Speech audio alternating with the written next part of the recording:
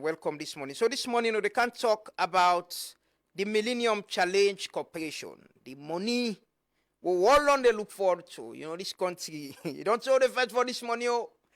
Former President Kuma start the process. First, we get part of the money we help with for strengthening water business, support Guma and all of that. Then we been get for go for the big money now. We for help with light business. Over 400 million or so. Yes. Beaucoup money. Oh. And thankfully, under President Bio, we get the money. And I remember I was in the US. We then signed the contract last year. It was last year, September, I think. Yeah, it was September. I was in the US. I attended the cocktail where the president being host. Excited. Everyone, every Sierra Leonean was excited.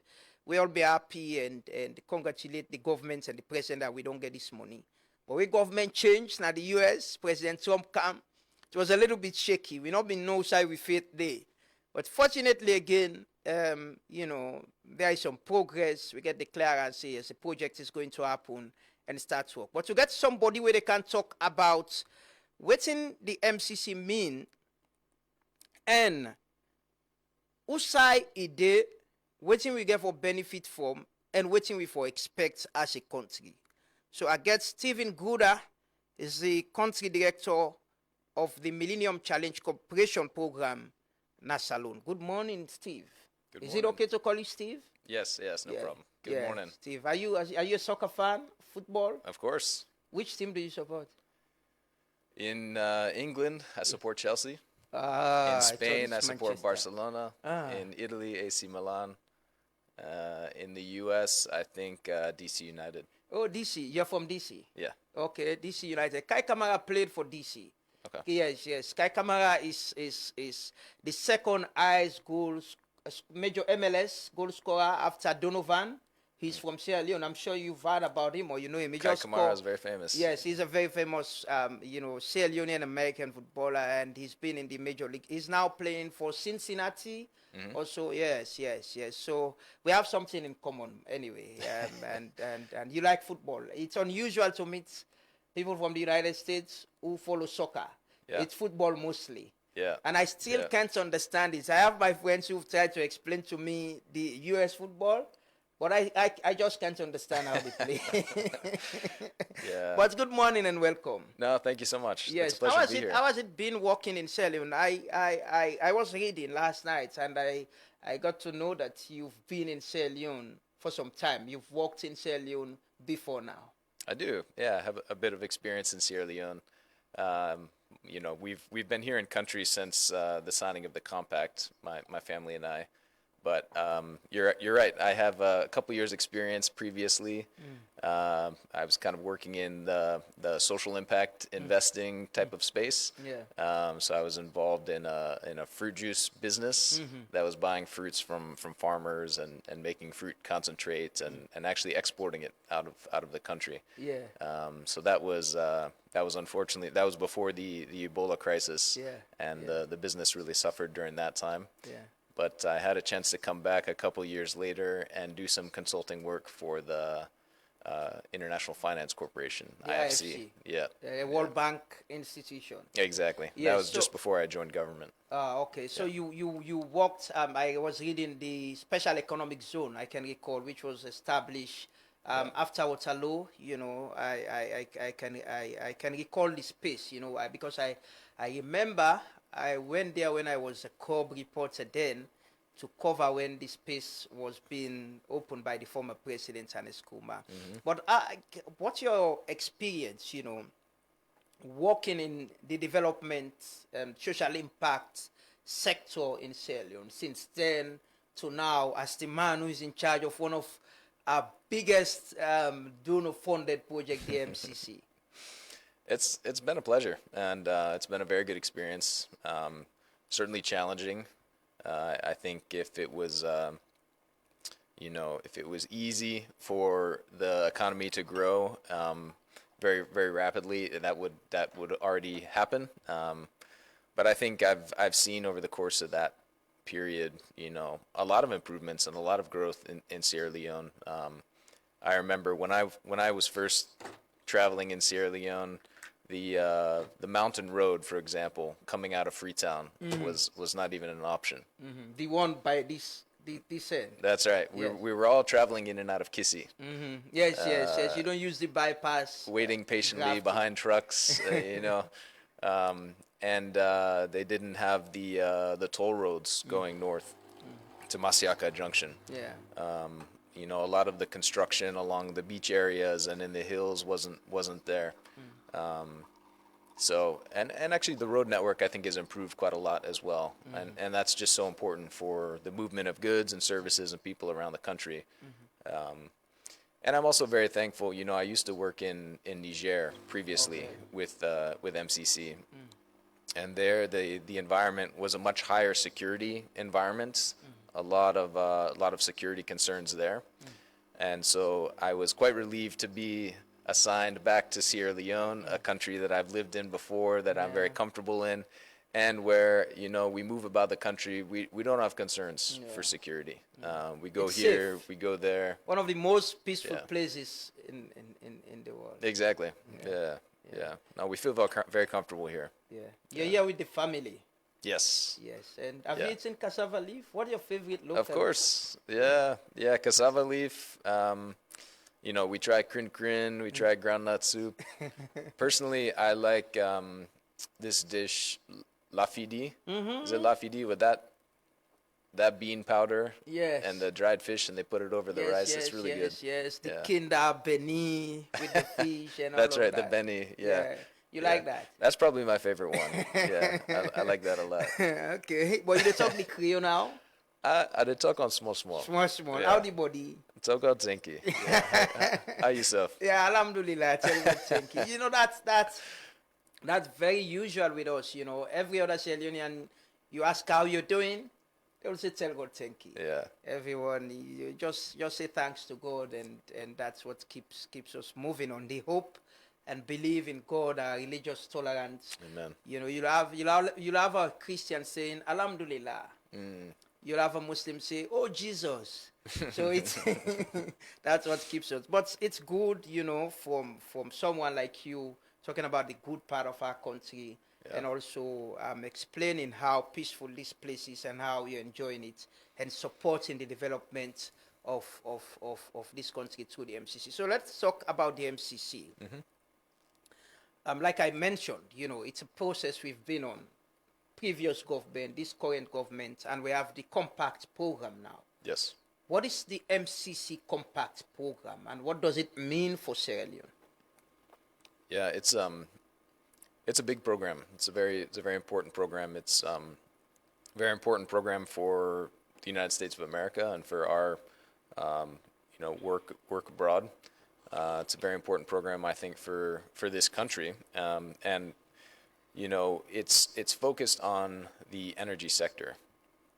So one of the things we do with these compacts is we work with the governments to determine really which sector is critical for the compact to support. Here, the conversation was about agriculture, health, water, and energy, and over the course of the studies and the conversation, we were able to narrow it down to energy and really focus on the electricity grid. So a lot of the grid is kind of concentrated in Freetown, Bow, McKinney, some in Kenema, and so the strategy is to use the compact to upgrade, refurbish some of the equipment, especially here in Freetown, that is a bit dated now, but also to expand the grid, right? So the government has a very big vision, a very big strategy for the energy sector. The compact is an important part of it. We're not the entire strategy, right? But we are an important part of it. And so where we fit in, like I say, is really upgrading some of the existing grid infrastructure and then building out foundational infrastructure that can help the grid expand around the country. So you need high voltage transmission, for example, to be able to move power around the country. So is it about changing the whole infrastructure, the cables, the poles, and the power stations and all of that? That's a big part of it. So there are three aspects to the project. One will be primarily focused on that. That'll be a distribution and access project, refurbishing distribution infrastructure and connecting to some homes and businesses. But then there will be a transmission project, transmission backbone project, which will be putting in a high voltage transmission line running through the southern part of the country to connect to the international line that runs. The Transco CLSG line Exactly. that goes to Ivory Coast, Exactly. Liberia, and Guinea. Exactly. So for right now, for that power, you really only have one line coming down, the 161 line coming down from Bumbuna. And so if you have a problem with that line, you have a big problem. So we need another line, and the compact is going to work on building that line. Also, one of the really important things is going to be putting in dispatch and control centers, right? Because as the grid grows and expands, it's going to need to serve a lot more people. It's going to need to move a lot more electricity. It's going to need to buy a lot more power, and you really need those dispatch and control capabilities to manage all of that well. Not only the maintenance of the grid itself, but also just moving power around the grid in an efficient way. And then a big part of the program will also be working with the government to help the existing institutions adapt to the future of the power sector here in Sierra Leone, right? How can they transform? How can they step up to the plate to be able to take on these new assets, manage a much bigger power market, and even prepare for trade with the region?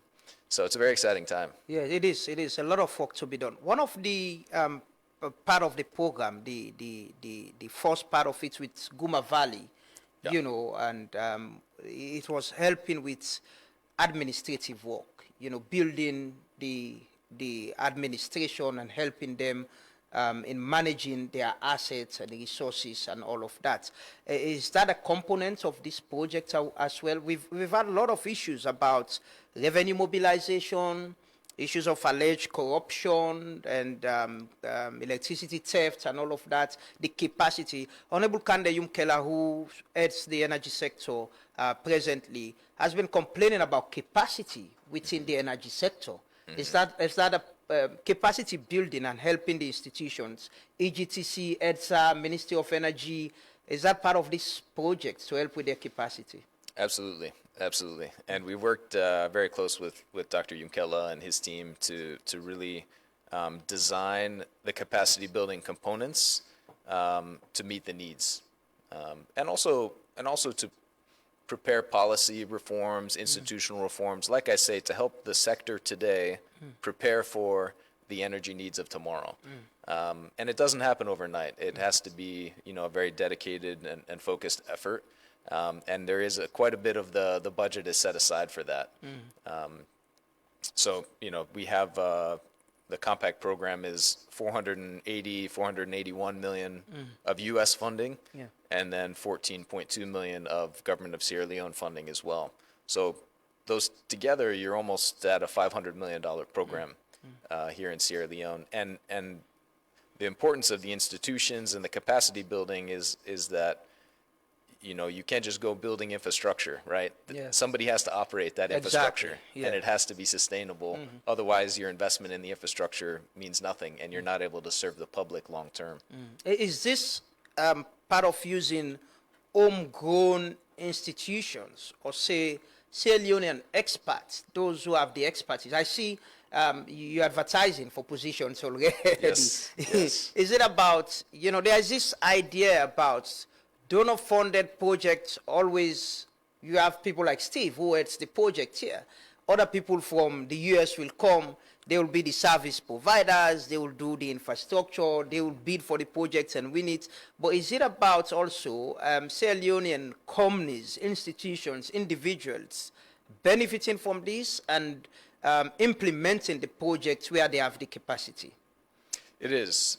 And I think you'll find MCC's approach in these compacts a little bit different from maybe some of the other donor-funded projects you've come across, partially for that exact reason, right? So the way that we go about advancing these programs is we mobilize what what a lot of people would know as kind of a project implementation unit within the government of Sierra Leone. So this is a government of Sierra Leone team that is hired, stood up. They have a new office. They get the whole program arranged, and it's actually that team that is going to be managing the procurements, managing the contractors. And my team is actually a very small footprint, right? So we're here for oversight to make sure that the work that's being done complies with the agreement that we've made with the government, but also to provide sort of coaching support for the team and capacity support for that team. But really, it's about the government of Sierra Leone and the team that has stood up for this process, for this purpose, to implement the compact. Is this money being sent directly to the government of Sierra Leone? Say, okay, here's the 481 million into an account managed by the Ministry of Finance and the project implementers, and they and that team and others, or is it the U.S. government say, no, this is the money we send tranches, and we are funding and sending the money. It's not in the control or in the hands of the government of Sierra Leone? Yeah, it's sent as needed. So it's kind of in tranches. And, for us, that's sort of normal when you're, like if the federal government in the U.S. is giving a grant to a local government or a state government or, an implementer in the U.S., rarely is it just 100% of the cash to an account and hope it goes well, You disperse based on milestones. And so, of course, there will be, bank accounts here where U.S. funds will be sent directly and be managed by this project implementation unit, which, by the way, is going to be called MCA Sierra Leone. Okay. So some of the advertisements you've seen are through MCA The Sierra MCC, Leone.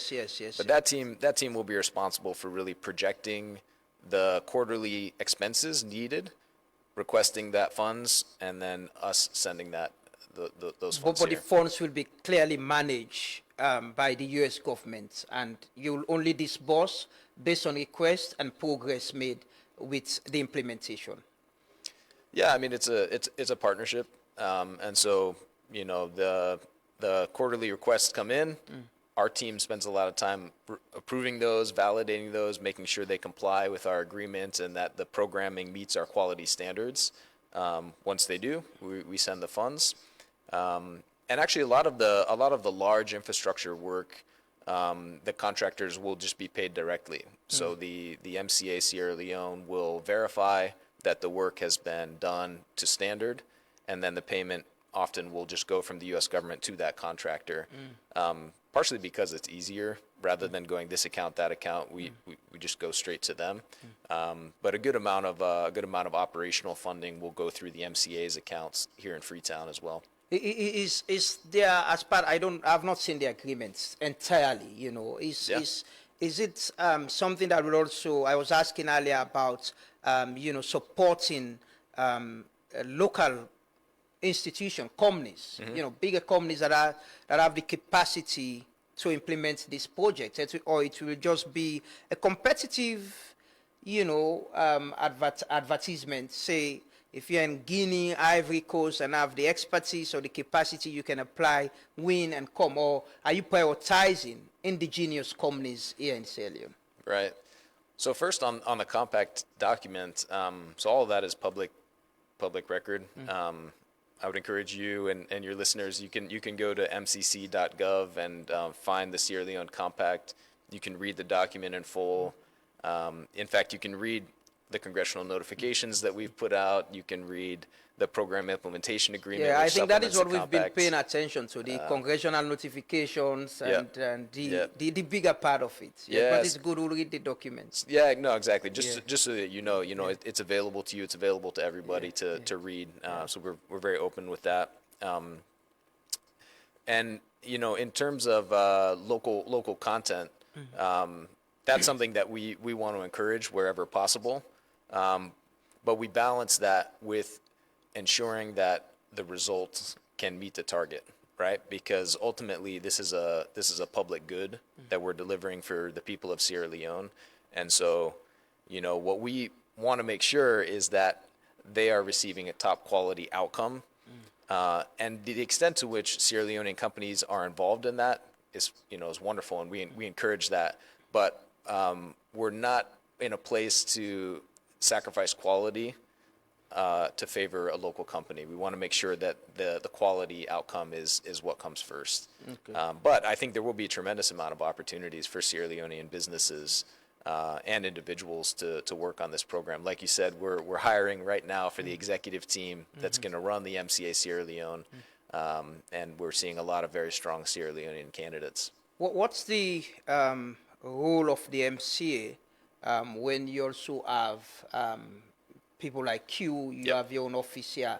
What's Yep. the coordinating role? Is it that you provide just supervisory role, or you'll be involved in things like the recruitment as well, to know that we hire the right people, advertising of contracts, getting the right people to get the contract as well? Yeah, it's a very close coordination. The MCA is what we call the accountable entity, right? So they are like the fiduciary agents of the compact. They're responsible for implementing and carrying out the compact. My team here in country is actually very small. So in terms of Americans, it's really just me and our deputy country director, Hannah Hoover, up at the U.S. Embassy. And then we have a bit of a support team there as well. Back in D.C., we have several technical experts who will be reviewing the quality control of the documentation coming through. But it's the accountable entity that's responsible for implementing. And then our team provides what we call no objection on certain levels of deliverables, financial planning, key staff hiring. As the processes are moving forward, at certain points in those processes, deliverables will be submitted to us for no objection to make sure that we, as the stewards of American taxpayer dollars, are comfortable with how things are going. And so, they're responsible for moving it forward, but we're responsible for making sure that the taxpayer The right things are done. is protected. Yeah. It's the U.S. people always, they're very, very protective of the taxpayers' money. It's something that they don't joke with. I hope and pray one day we'll have that culture of how important the taxpayers' money is important in development and needs to be protected somehow. But with implementation, what the timeline? What time do you start, and disbursement of funds as well? Right. So first of all, you mentioned the threshold program with Guma Guma Valley and everything. So that was about 40 million or so.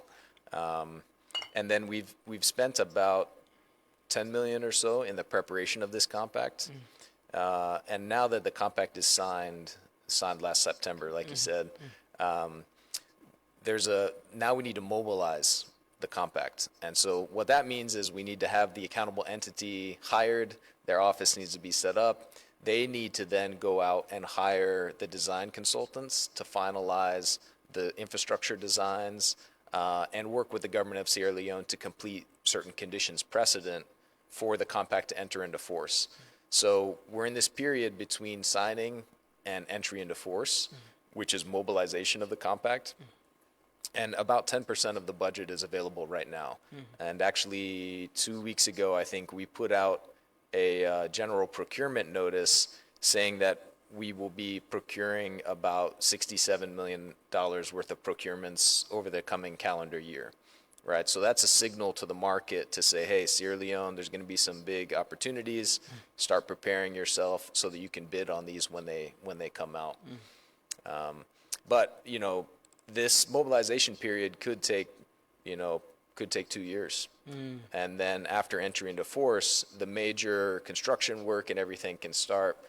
Part of that is strategic, and it's coordinated with the government of Sierra Leone because once the compact enters into force, there's a very strict 5-year timeline To complete.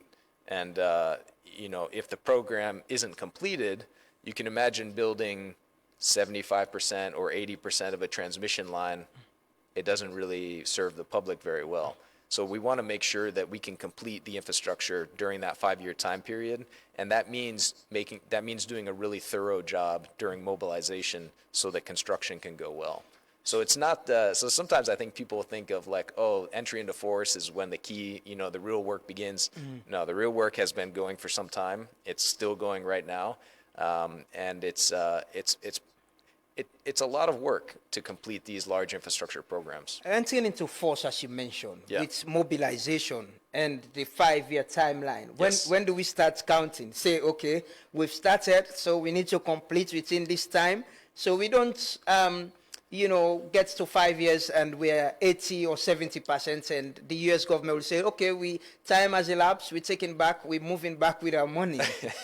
Yeah, that's the risk, right? Is that we don't get it done. So we haven't started that clock yet.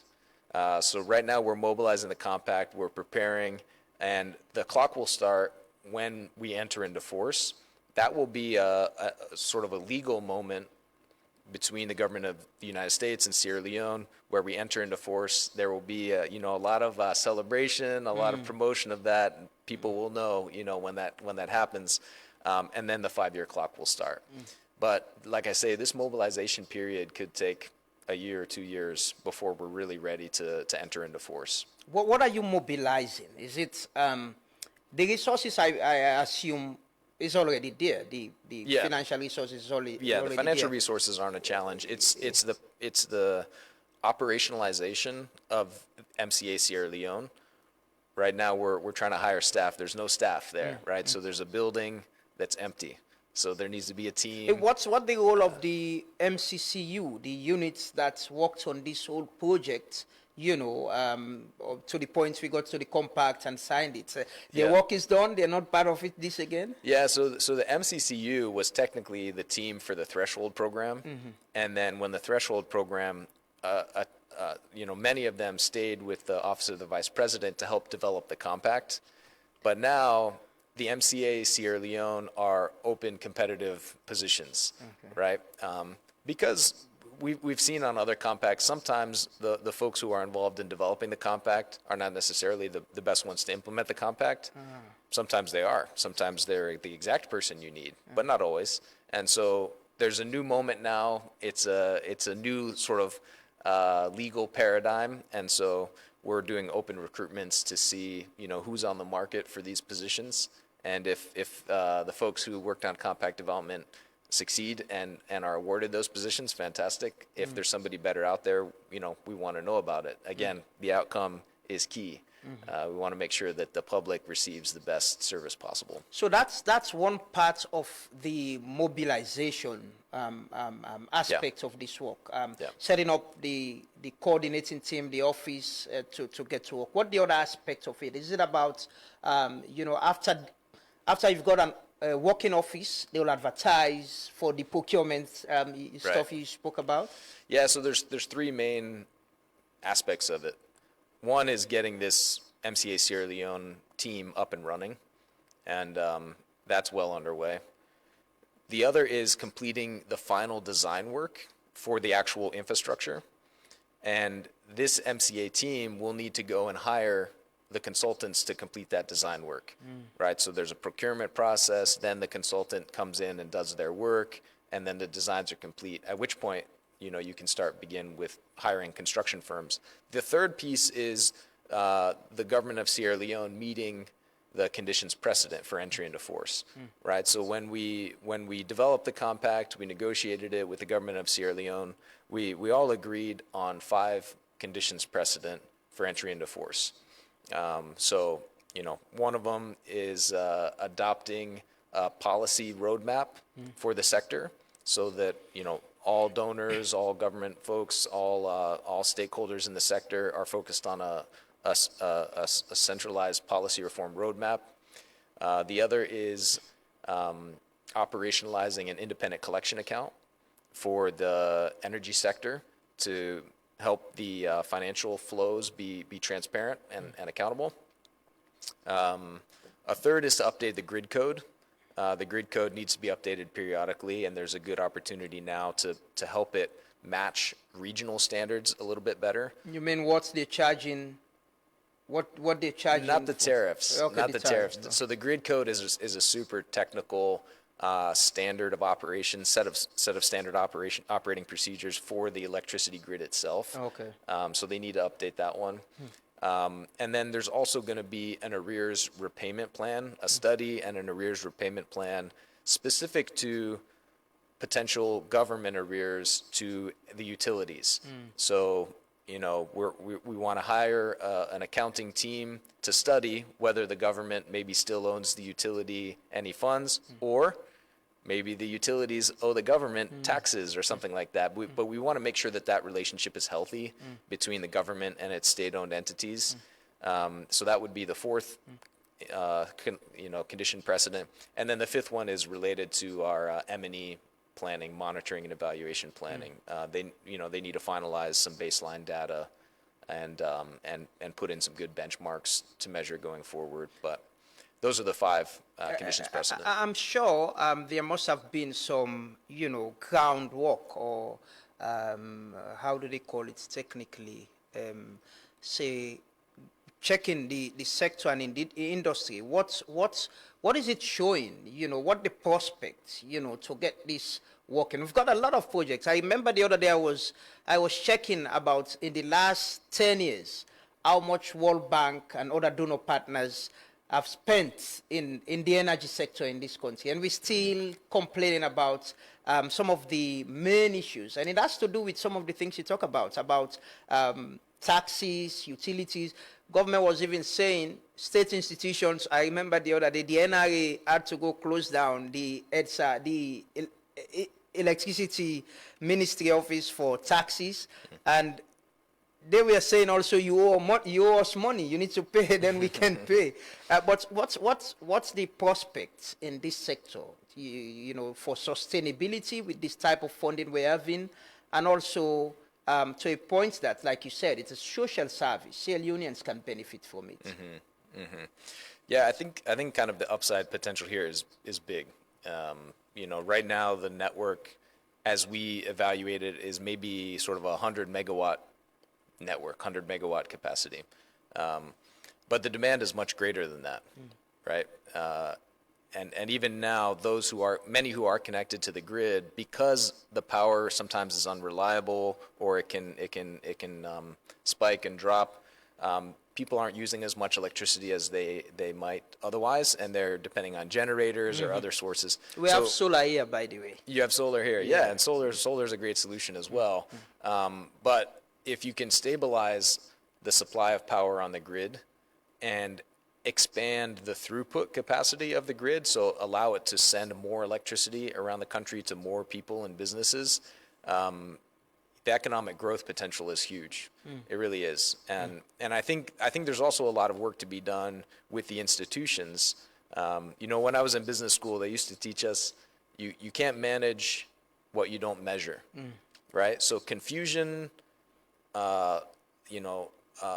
uncertainty, it holds everyone back. It's very hard to run a utility when you don't know your numbers. It's very hard as a ministry to plan interventions when you're not sure exactly how things are unfolding. And I think there's a tremendous amount of work being done along those lines. But I think hopefully with the compact now a part of that team, with other donors and with private sector and with the government, both the utility and the ministries, I think we bring sort of a medium-term perspective that helps kind of pull together some of the planning towards a medium and longer-term outlook, rather than trying to solve the immediate issues at hand. In the announcements by the U.S. Embassy here on the compact, it says after an extensive administration review, MCC is resuming its work to implement the compact. What's the administration review? We all know the MCC compact program was at some point tied to certain conditionalities that has to do with governance and election in Sierra Leone. What's the review? Yeah, so this was a new one. This was the Trump administration asking to take some time and understand not just the Sierra Leone Compact, but all of United States of America's foreign aid. So they wanted to evaluate that and make sure that it was in alignment with their vision for the U.S. presence in the world. And that really focused on, does the program make America safer? Does it make America stronger? Does it make America more prosperous? And that was kind of the lens that they applied to all foreign aid programs, including MCC compacts. And so, over the course of the foreign assistance review, there was a lot of data requests, a lot of requests to explain the program. What is it about? How does it help the United States? How is it helping Sierra Leone? And so we simply had to take the time to explain that. And thankfully, at the end of the review, we were affirmed to continue implementation. So we're back up to speed now, pushing forward as quickly as we can. Yeah, we've seen how the U.S. government closing down USAID and other, international donor organizations as well. But are we safe with the MCC? How should Sierra Leoneans be hopeful and believe that this is something that is going to happen in our lifetime? It's 5 years, hopefully. Yeah, no, I hope all Sierra Leoneans live more than 5 years going forward here. I'm sure you will.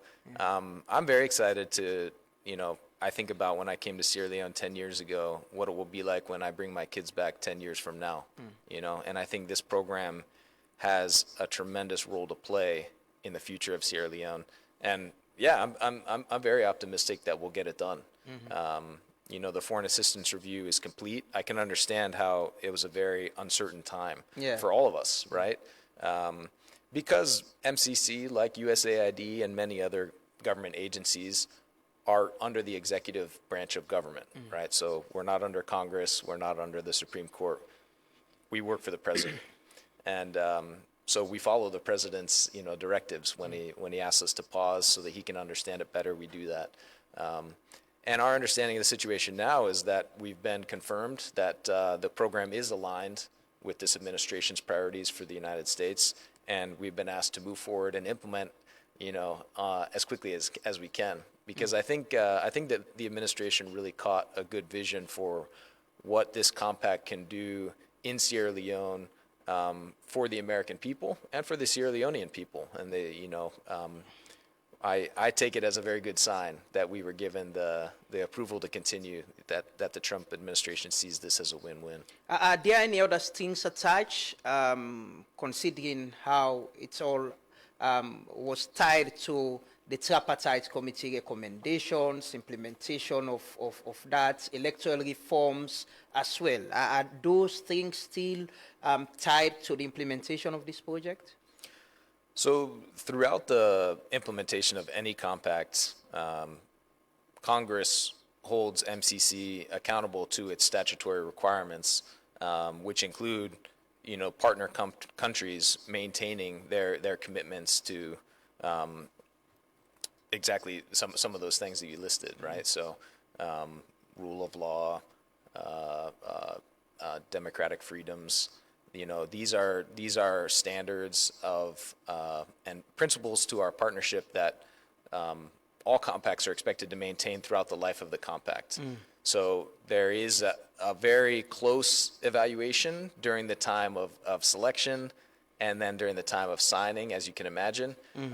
But also, our congressional stakeholders will be asking us about these developments throughout the life of the compact, and they want to know that Sierra Leone continues to be a good partner and continues to be the kind of country that we want American taxpayer funding and investing in for the benefit of Sierra Leoneans, but also for American businesses and individuals to be able to come here and enjoy this country. Is it safe to say the implementation of the compact program is still tied to the outcome of the implementation of the tripartite committee recommendations? I would defer to our congressional stakeholders to actually explain that. I think it's still something that everyone is watching closely and that our congressional stakeholders value intensely. And my understanding is that good progress is being made.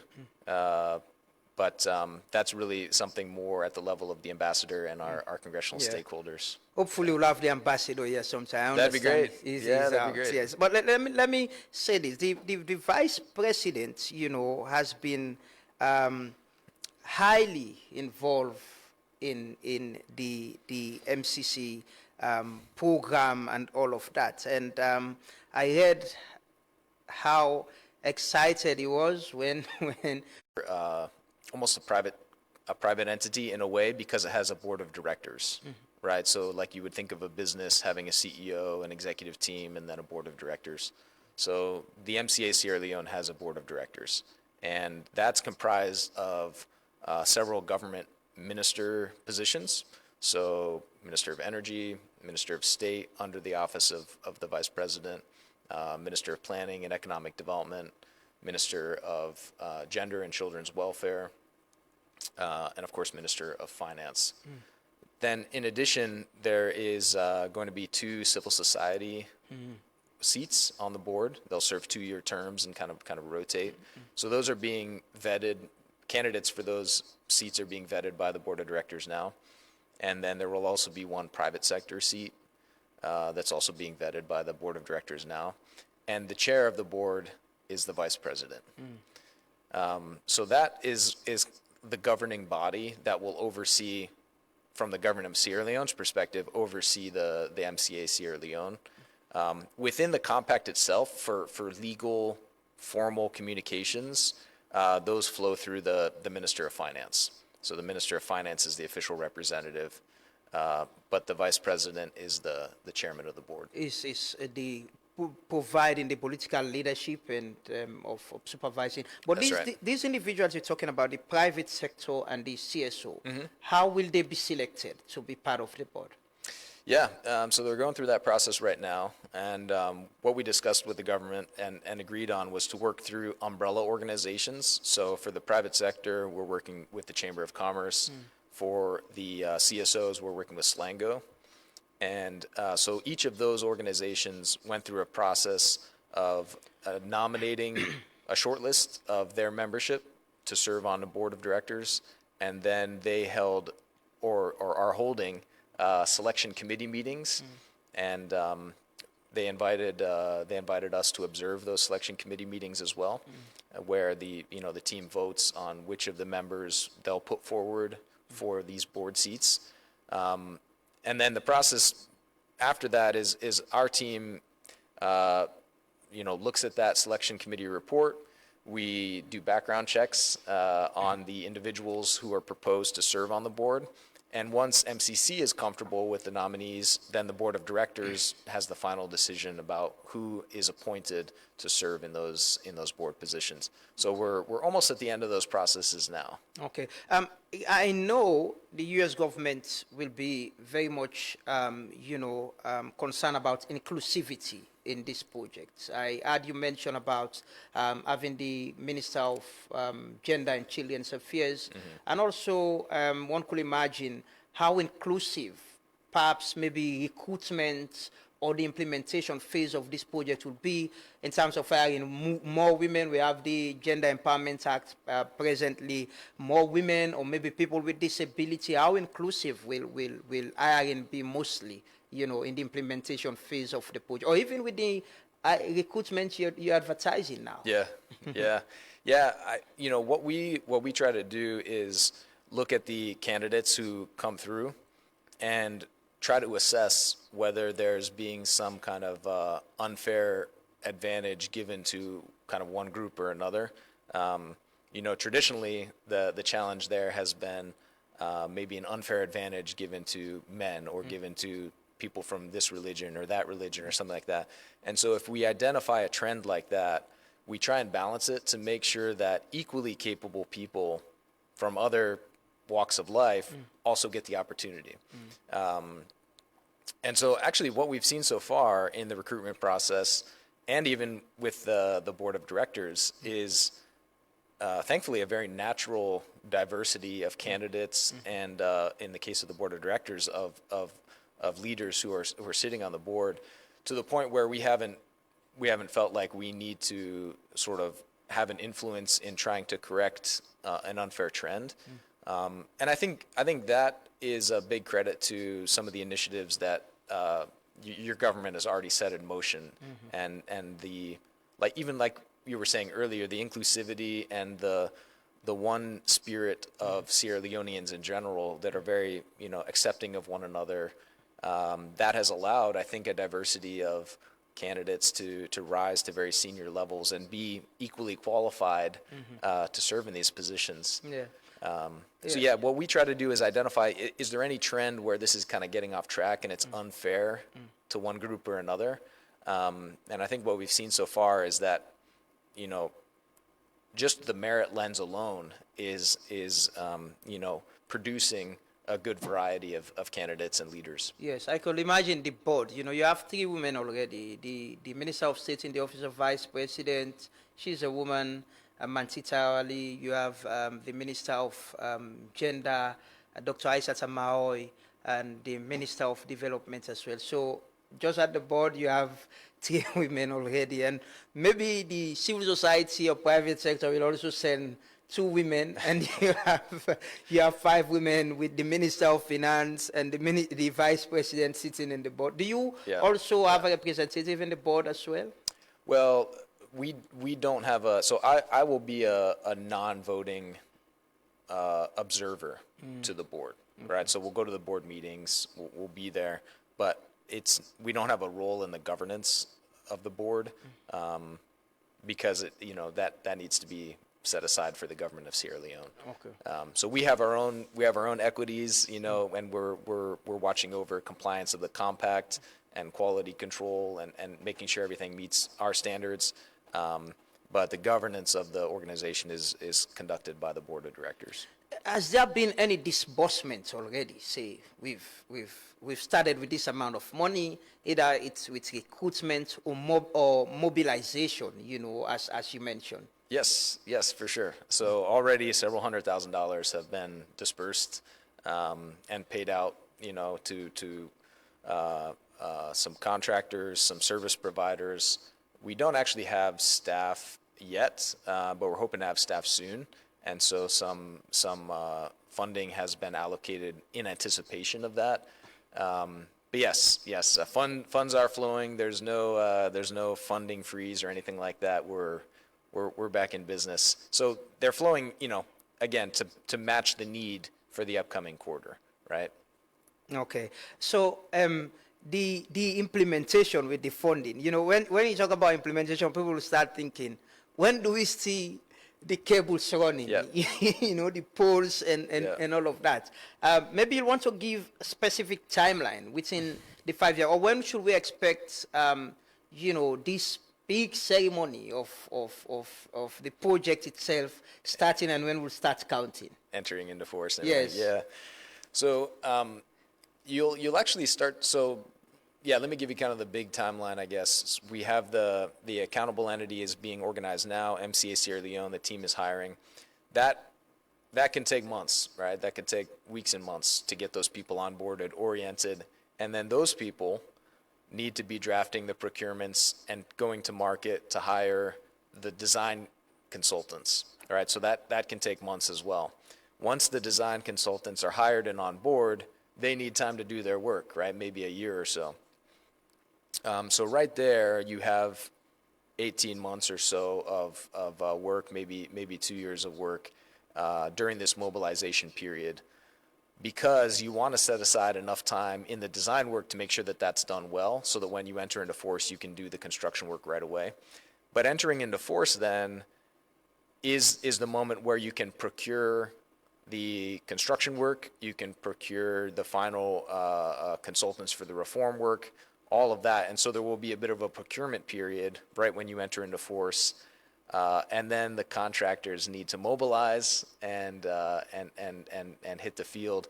But, even in the next year, you'll start to see compact-funded teams moving around the country evaluating for design work purposes, as well as M&E baseline purposes. You're going to start to see action, not in construction, but in preparations, in evaluation, and in capacity building preparation. You spoke earlier about the contribution of government into this. Is it going to be in terms of providing maybe, say, financial resources or otherwise? Yeah, I mean we're expecting financial resources, and the total is 14.2 million. The initial planning right now is for that to be primarily used to build out some of the transmission infrastructure, one substation in particular. But we're looking to the government to advance that work stream, and we would take great care in following the transactions, the disbursements, the invoices, the payments, so that we can validate to our own taxpayer base that yes, indeed, the Sierra Leoneans did contribute 14.2 million. So it's government money, but still under your reviews and looking whether we follow strict procedures as what is signed in the contract. Yeah. So it still needs to meet the standards of the compact. We're not managing the money, but we are doing oversight to make sure that it is dispersed in compliance with the compact. So yeah, and it's actually a really strong signal from the government of Sierra Leone about the importance of this partnership to the people of Sierra Leone, because the government didn't have to make that commitment, right? That was a voluntary commitment. In some of MCC's programs, the partner country is actually required to make a country contribution before even an agreement is signed. In this case, that wasn't the case, but the government really wanted to demonstrate that this is an important partnership, that they want to follow through with it, and so they put forward that 14.2 million. And I think that really has helped our congressional stakeholders and other leaders in DC understand, how important this is. How committed we are. So that's good news. We're not only depending on donor fund, we're also putting our own money, our own taxpayers' money into this. I understand as well the US, you have your own standards of how donor funds are spent, how taxpayers' money are spent. Is there any way, I would say, what are the protective measures, say, in terms of corruption or, certain people benefiting from this that are in terms of advertising contracts and as well. What's the protective measure, say, in our context, in the Sierra Leonean context? Are you working with other institutions, state institutions, to provide safeguards for the whole project? So a lot of MCC's standard procedures are being rolled out in Sierra Leone, and they're the same as ones that they're rolled out in other countries, because this fraud and corruption concern is ubiquitous, right? Every country we work in faces this challenge. Programs in the U.S. face this challenge. If the funds are not managed well, if there's not a clear line of accountability, if there's not transparency, they can end up in the wrong place. So what we do here is we try and emphasize transparency and accountability as much as possible, to the extent that even the full compact that we negotiated with the government of Sierra Leone is on a website, and anyone can go and read it and hold us accountable to say, are you actually following through with this? But a couple tools we use. So one is this quarterly disbursement process. Rather than sending a giant amount of money to a bank account somewhere and hoping it goes well, we have a professional team that works for the government of Sierra Leone, but a professional team who can project the funding and make a sophisticated request based on the needs of that quarter. Our team vets that. Once we're satisfied, we send the funding. And then we check on a monthly basis, how was that funding used? Was it used for the purposes set out, or was it not used? And we provide no objections on many of the disbursements. So there are these very operational controls. There's also sort of big picture controls where we have a fraud and corruption hotline. Phone numbers, text messages, emails, mailing addresses. that go to an anonymous source, right? So even if you were to call that hotline and say, hey, I saw something that, didn't seem right, I wouldn't even know about it, right? It goes to an independent person, and if it rises to a certain level, they follow up on it and investigate to make sure that everything is going the way it needs to go. There is a regress mechanism. If someone feels they're not treated rightly, whether it's in terms of recruitment or procurement processes, there are places where they can, make their complaint. Exactly. Yes. And there's that feedback mechanism, and it's anonymous, and it's very, very safe, and it's well done on all compacts, and all the procurements and all the hiring is designed to be as open and free and competitive as possible, right? And the lens being, what is the merit of this individual? What is the merit of this contractor who's bidding? Because we care about delivering the best outcome for the people of Sierra Leone. And that's what the American taxpayer signed up for here, is delivering the outcome for the strongest and most capable electricity sector in Sierra Leone, right? We want to increase the sort of objective of the compact is to increase the availability of affordable and reliable electricity for households, businesses, and social institutions in Sierra Leone. Just to be clear, the compact does not cover, production. You say you have nothing to do with, say, Bumbuna, or say generation of electricity from either thermal or alternative energy. It's just about the infrastructure, the supply of electricity. Yeah. I mean, it's focused the infrastructure investments. That's true. So when you look at the energy sector, you start at the generation business that makes the electricity. That has to travel on transmission lines over long distances. When it gets to its destination in a town, it has to travel over distribution networks. And then that distribution network has to connect to a house or a hospital or a school or something. So you have these kind of four pieces of the puzzle.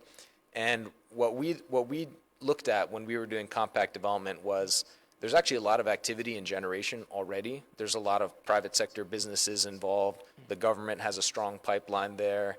They're doing a tremendous amount with renewable energy and bringing in a new LNG-based power plant that's supposed to come online soon. So we said, okay, that's interesting. Then on the access side, unless the power is reliable, it's not always wise to go expanding a lot of new connections. And we also realized there's a lot of other NGOs and a lot of government programming that can do those connections. One of the more expensive and complicated infrastructure and initiatives is in the transmission and distribution space. And so over the course of compact development, in the discussion with the government and the private sector and others, we realized, okay, that's the piece of the puzzle where the compact really fits in, is taking on some of those very complicated, very expensive public transmission and distribution infrastructure projects that are difficult for a private company to come in and do, or a smaller NGO or something like that. That's really where MCC can provide a lot of value. And so that's where the government assigned us, and we're quite happy to take that challenge on. What's the difference between the MCC and the LNG project you mentioned? It's a U.S. Funded project as well. Is it in any way connected? So it's a private business, first of all, but you're right. They do have, I believe, some debt or maybe some debt guarantees from a U.S. agency that provides concessionary lending for businesses that serve an economic growth opportunity and a U.S. Business opportunity. And so so that's DFC, Development Finance Corporation. Yeah, so they're supporting the Knot Energy project that's going to use LNG.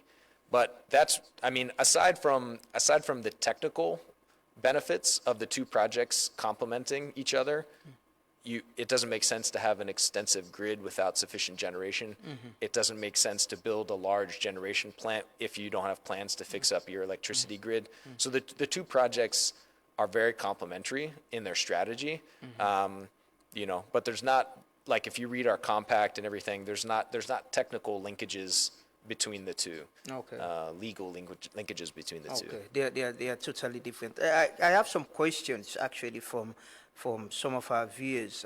This one is saying, can you ask your guest if President Trump has unfreezed the shuttering of MCC and USAID? How has the implementation of tripartite play in all of this? I think I asked that question, but maybe you'll go over it again. Another one says it's still not clear. Okay, it's about the MCC again. Is Sierra Leone among countries like Ivory Coast and Senegal that received extended transition period? This other one is saying, how will communities where the poles or cables will run benefit from the implementation of these projects? Those are just a few personal, private questions that I have. Yeah. Yeah, no, it's great. You have questions coming in from listeners. I mean, the status with the MCC Compact in Sierra Leone is that we were paused for the foreign assistance review.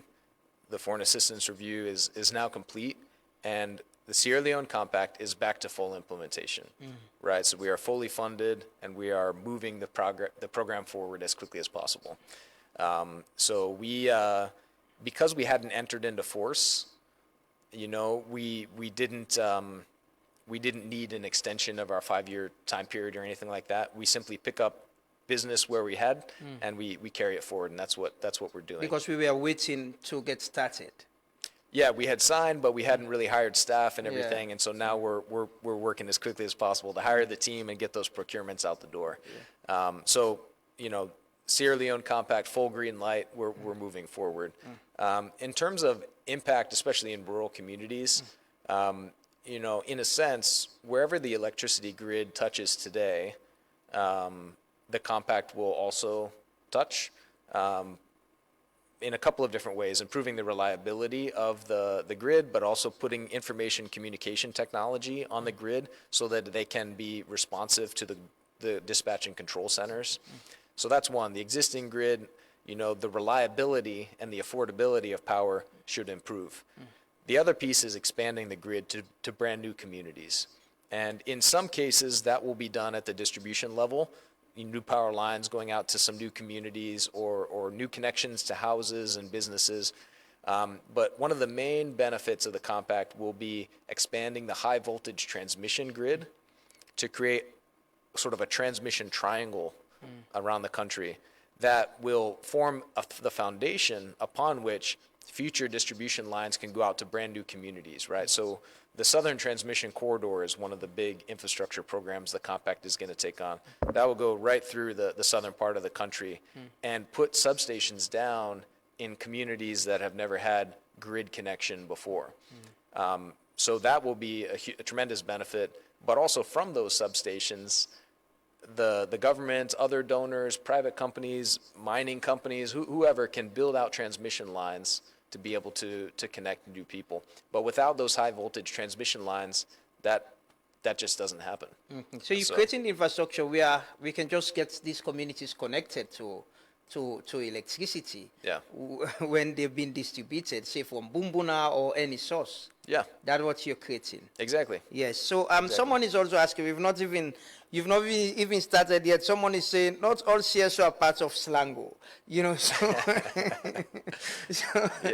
It's about the selection of the board, Right. Yeah, and totally understand. I'm sure, maybe not all private sector companies are part of the Chamber of Commerce either. Yeah. And so what we said is, we as MCC or the board of directors is not going to be able to vet every business or every CSO in Sierra Leone. So we work through those umbrella organizations to help with that process so that we can continue to move forward. Okay.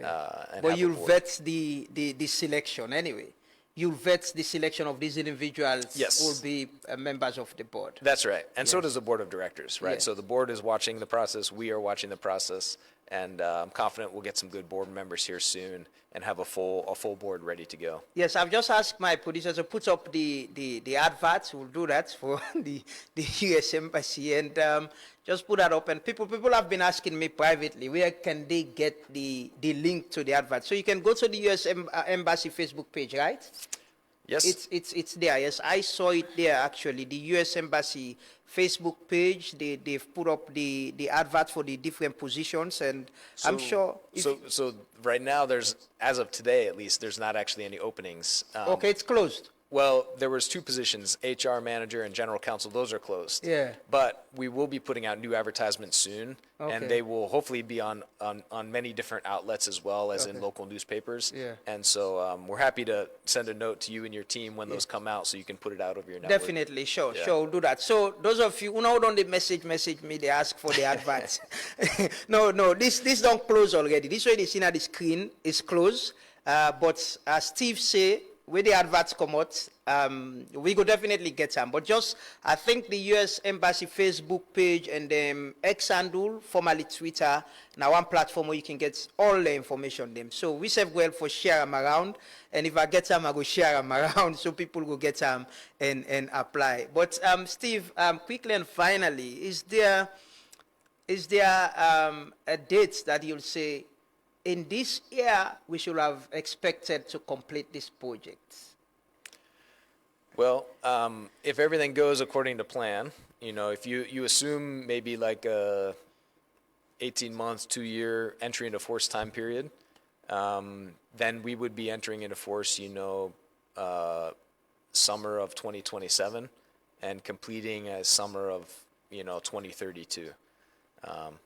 But the process already has had a lot of unexpected timeline, changes. So I hesitate to kind of put that in stone, but that's sort of what our planning would suggest. So like I say, the compact is not a short-term solution; it's a medium-term solution, right? It's a medium-term solution for getting the foundations of the energy sector solid, so that the growth can really boom from there. And once you have a couple of these pieces of the puzzle really anchored well with strong foundations in Sierra Leone, I think you see the economic growth really start to take off. Okay. Well, Steve, now the man where the U.S. government sent for watch over this big project, one of the biggest road on get for infrastructure project. If you see on a street, just wave to her. Just say hi. Say Kushe Steve. Kushe. Unatenki. Unatenki. Say Steve with the watch over, with the look road, 2031, 2032. Yeah. At least we for them, get the infrastructure and begin to talk about how we could solve the light problem, right? Mm-hmm. Yes, hopefully. But thank you, Steve. Thank you for joining me. You get a message for the Salon people there? No, not just for telling all thank you. I'm glad for there with you now. Thank you. Okay, we get a tradition. Wait till you ring bell. Like you the bell, you ring down. Yes, you the ring down. For sure say you the left with us. How exciting. Thank you so much. Thank you so much, Steve, for coming, and thanks for being with us and sharing this information. I think the people of Salone, they get to understand what's in the MCC they're about, and what's in now for BWE expectation, and what could be the contribution of Sierra Leoneans to this project, because that is important also. It's a project funded by the U.S. government, but it's for Sierra Leoneans. Yeah. Waiting for BWE on role. What could be our own role into this? So, I mean, the government of Sierra Leone is going to implement the project, right, through the MCA Sierra Leone. That'll be staffed by Sierra Leoneans. And I know that many Sierra Leonean firms, auditing firms, legal firms, construction firms, civil works firms, are going to be getting contracts, through the compact itself, many times probably in partnership with international companies. But I think also the actual in addition to the implementation of the compact itself, the outcome is so critical. And the energy sector is something that is a public good for everybody, right? Mm-hmm. And so I think for those who have a meter at your house, pay your electricity bill, right? For those who see a frayed wire that's dangerous next to a school or something, report that to your utility, follow up with them and make sure that that can be fixed. So see the energy sector, the part we play in it, as a public good for you and for your community, and let's all work together to get it right. Thank you so much, Steve, country head of the MCC, the Millennium Challenge Corporation. It's been a long time, you know, we've been waiting for, we at the threshold, we get the compact, and hopefully after the mobilization, we go into force. We start, we go make party, we go celebrate and dance. But thank you so much for joining us this morning, and hopefully we'll have you in between time as the projects progress. So we'll talk about the things that will happen. Thank you so much for joining us this morning. And when the information about the recruitment come out, we'll definitely go share them. Let's take a quick commercial break. We'll come back, we'll continue the devotion. My name is Amadou Lamrana Ba. And I made lead the devotion on Truth FM 103.9. We're there on Facebook Live and YouTube as well. And thanks to the U.S. Embassy for sharing our live this morning. See, I can imagine them follow us. So a lot of people, they follow you this morning as well. Take a quick commercial break. We'll come back shortly. Continue for watch and listen.